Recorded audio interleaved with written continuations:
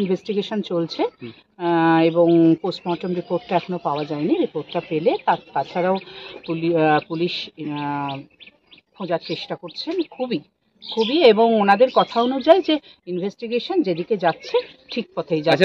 ওনারা খুব আশা করছেন যে খুব দ্রুত ওনারা লক্ষ্যে পৌঁছতে পারবেন। মালদা মেডিকেল কোনো কিছু আমরা জানি পোস্টমর্টম রিপোর্টটা আমরা পাইনি, এক্ষুনি তো এইভাবে বলতে পারবো না। রিপোর্টটা পেলেই সেটা সবাই জানতে পারবে। আচ্ছা, যে দোষীরা যারা দুষ্কৃতী এত বড় একটা কাণ্ড করেছে, দুষ্কৃতীরা কারা সেটাই তো কেউ বলতে পারছে না।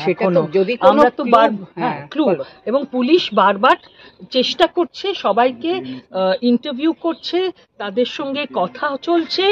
ওরা কেউই, আজকে আমরাও যে এখানে এলাম, এখানে পরিবারের কেউ বলছে না, সবাই আত্মীয় বলছে যে আমরা বন্ধু আত্মীয় সব একসঙ্গে নাচ গান করছিল, কখন চলে গেছে কেউই সেটা বলে উঠতে পারছে। পরিবারকে কি আশ্বস্ত করলেন?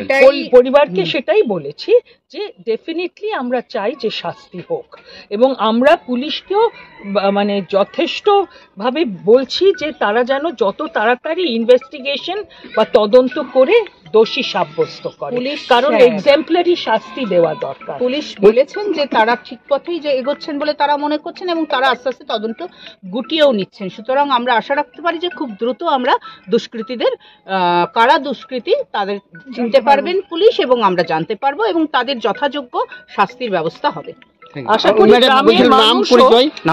আশা করি গ্রামের মানুষও ওদের এই ব্যাপারে সাহায্য করবেন, কারণ তারা যদি মুখ না খোলেন তাহলে তো কারুর পক্ষে জানা সম্ভব নয়। উনি আমাদের চেয়ারপারসন তুলিকা দাস, পশ্চিমবঙ্গ শিশু সুরক্ষা আয়োগের চেয়ারপারসন, আর আমি সুদেশনা রায় অ্যাডভাইজার। আমাদের সঙ্গে আমাদের লিগ্যাল কনসালটেন্ট সিদ্দিকা পারভিন, আর উনি হচ্ছেন এখানকার চাইল্ড প্রোটেকশন অফিসার। পুরাতন মালদহে আদিবাসী নাবালিকা ছাত্রীকে খুনের ঘটনায় সোমবার দুপুরে পরিবারের সাথে দেখা করতে এলেন রাজ্যের শিশু সুরক্ষা কমিশনের চেয়ারপারসন তুলিকা দাস। সঙ্গে ছিলেন শিশু সুরক্ষা কমিশনের অ্যাডভাইজার সুদেশনা রায়। এদিন মৃতের পরিবারের সাথে প্রথমে তারা দেখা করেন এবং সমবেদনা জানান, পাশাপাশি পাশে থেকে সব রকম সাহায্য করবেন বলে আশ্বাস দেন।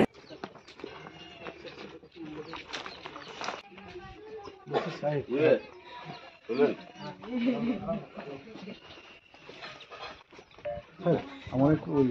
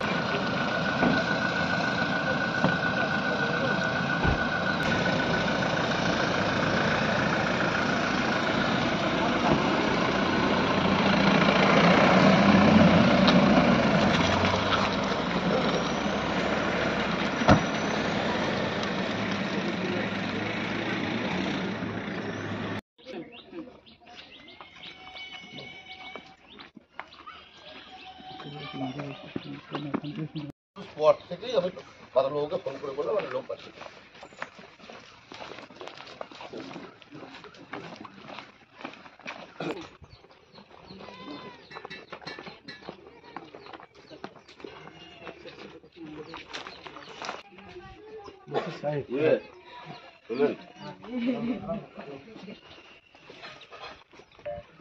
আমার একটু ওই